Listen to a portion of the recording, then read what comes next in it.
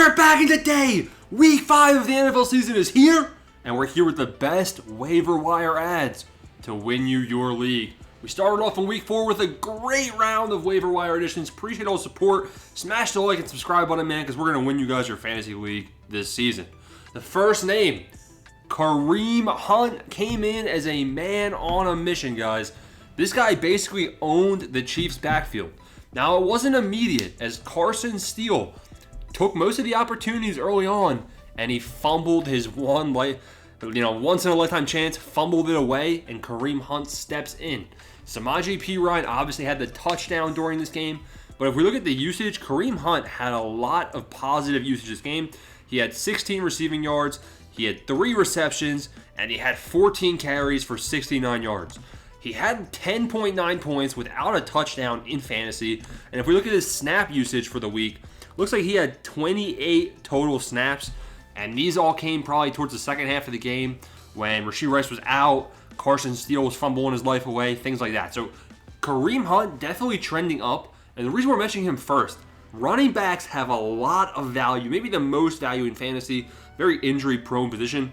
I can promise you that a bunch of your league mates, even if they're not going to go after, people need running backs. So even if you get Kareem Hunt, I'm sure you can trade him off to somebody that had Pacheco, somebody that had, maybe McCaffrey. It's a very running back needy league, very running back needy season this year in 2024. Kareem Hunt should be at the top of your waiver wire order. A guy that we mentioned last week. Now, it's a good sign that we mentioned him last week and we're mentioning him this week. It means he's trending upwards again. Now, just so you guys know, this website I'm using, the snap numbers are not up to date, but all the rest of this stuff should be relatively accurate. Wan'dale Robinson's target share, guys, is insane. 28% target share. If we look at his snaps, man, he had 45 snaps last week, 43 the week before. His snaps, he's playing a good amount of the game over in New York. Now, looking at his targets, 12 targets, 4 targets, 8 targets, 14 targets. He's averaging almost double-digit targets per game. He is a PPR monster. Yes, every catch is 4 or 5 yards. I don't give a crap when every catch is worth 1 point, and he just had 11 receptions in week number 4. Wan'dale Robinson has to be somebody that's trending upwards. He's a must-add. Honestly, in my league, it's a deep league, 12-team PPR, double flex. I started Wan'dale Robinson last week because I'm a genius, and I plan on starting him again this week against Seattle. Am I crazy? Probably, but he is a slot machine, guys. Wan'dale Robinson is somebody that has to be rostered in every single league, except for maybe non-PPR, of course. Xavier Legette is up next. Now, Xavier Legette increased his target share rate. He has 20 targets on the year, a lot of those coming with Andy Dalton, the Red Rocket. Looking at his snap numbers, look at that. With Bryce Young, Xavier Legette was a nobody. Honestly, not surprised if people dropped him. Now, trending upwards week 3 with Andy Dalton, 44 snaps. Okay, not bad. 61 snaps. Adam Thielen is dead. He's on the IR with a hamstring injury. Xavier Legette comes in, and he comes in nicely. 10 targets, career high. 6 catches, career high. 66 yards, career high. And his first ever touchdown. He looked good. He's a good-looking rookie. Obviously with rookies, you don't want to overreact. So don't, sell your soul to get this guy on your team.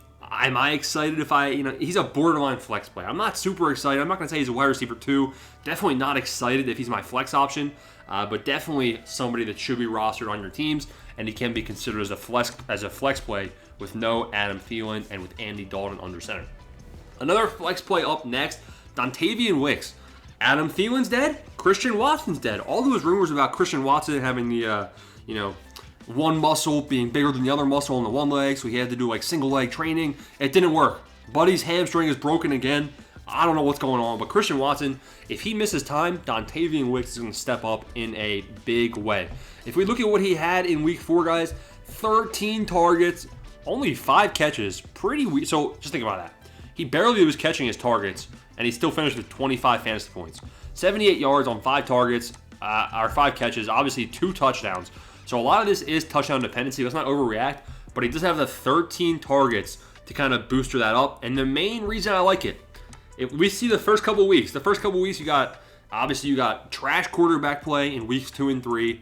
You have all 3 receivers with Christian Watson being healthy. Jordan Love's back. Christian Watson dies.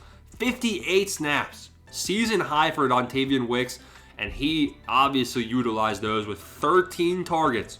So as the wide receiver 2 with Jaden Reed out there basically as the 3-9 receiver taking up some of the defensive coverages, Dontayvion Wicks is a flex play consideration because Jordan Love looks good. He looks healthy. Josh Downs is up next. Now, Josh Downs, he's kind of up there with Xavier Legette. I'm not super excited, but he's a year 2 guy. Obviously, everyone knows target those year 2 receivers, year 2 running backs that are going to break out.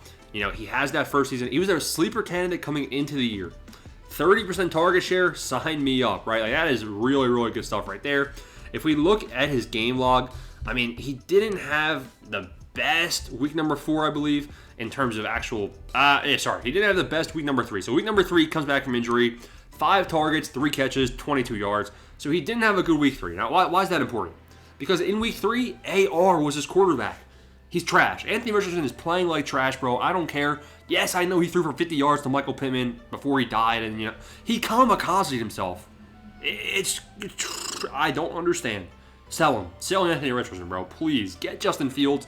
Justin Fields and Scam Darnold, they're not going to be in this video, but both of those guys, man, definitely waiver wire adds as quarterback. The reason they're not in this video, I believe they're both rostered in about 35% of leagues, so they're probably rostered in your league. But if not, Scam Darnold and Justin Fields definitely add. Josh Downs, with Joe Flacco, I mean, 8 catches on 9 targets, 82 yards, 22 points.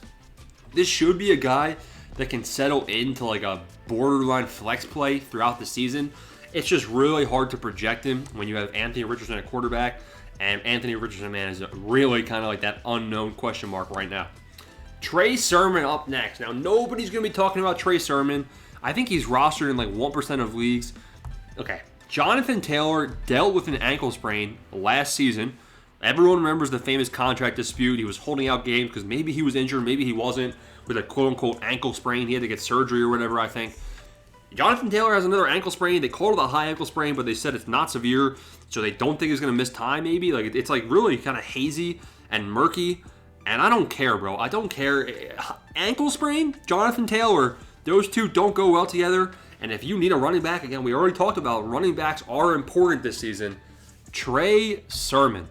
Now, the Colts, don't get me excited because Anthony Richardson is a vulture. He is a clown. He's going to be stealing a lot of these rush attempts. Okay. However, Trey Sermon will be an RB1 if Jonathan Taylor is out, RB1 for their team. Probably turns into an RB3 situation for Trey Sermon. So he would be in like that flex play consideration, or if you have some injured players. I think especially if you're dealing with running back injuries, Trey Sermon should be on your roster. Just in case Jonathan Taylor misses this week, I think Trey Sermon should be on your team. Now, how is Trey Sermon? He's not really a receiving type running back, which does hurt his ceiling and his floor in PPR. You can see in 2023, 160 rush yards. So he has some good rush efficiency throughout his career, but hasn't really done anything through the air, which is something to keep in mind. I think he's worth a roster spot. Tucker Kraft up next. The tight end position has been not great at all this season. A lot of people are not happy with their round 3, round 4 tight ends they've been drafting. Mark Andrews among the people leading that charge. Kyle Pitts, Sam Laporta, although he did have a pretty solid game on Monday Night Football. Tucker Kraft stepped in pretty nice. Again, Christian Watson, that's going to leave some targets up for grabs here. He had a touchdown in week number 4. He had 9 targets as a tight end. You love that. 17 points as a tight end. If my tight end gives me 8 points, I'm happy, bro. Although it is George Kittle, so I expect a little bit higher than 8. But if you have a guy like anybody else, like if you're starting Freiermuth, bro, 8 points, you pray to God. Oh my God, thank you. Tucker Kraft is a guy where snap numbers went up in a big way, and really he's been having a good amount of snaps throughout the season. Tucker Kraft seems to have established himself as the tight end 1 over Luke Musgrave. Should be on your roster. Tre Tucker up next. Now, I believe he was in last week's waiver wire video as well. And Devontae Adams was out. He's still week to week. So week to week means he's probably not going to play. They go from week to week, then day to day. That's kind of usually how it works. If we look at what he did last week, 23 points. Some of those came in garbage time. He had a touchdown pass in garbage time. Everyone kind of thought it was a fluke. Now this week he comes out again with 5 catches on 6 targets, 41 yards for 15 points. I believe he had a rushing touchdown as well. He looked good, man. He looked fast. And really, defenders were trying to respect him. They were trying to play him deep, so he was able to get a lot of underneath passes from Minshew. Played 50 snaps. Looks like he'll be playing 50 snaps when Davante Adams is not in, averaging about 13 fantasy points the last 2 weeks. I like him, man. Keep in mind, some touchdown dependency there, making him a riskier type of flex play. And that's it, boys. That is the waiver wire video. Again, we talked about the quarterbacks, talked about everything. Got any questions? Hit me up in the comments. I'll make sure to answer them. Peace out. Thanks for watching.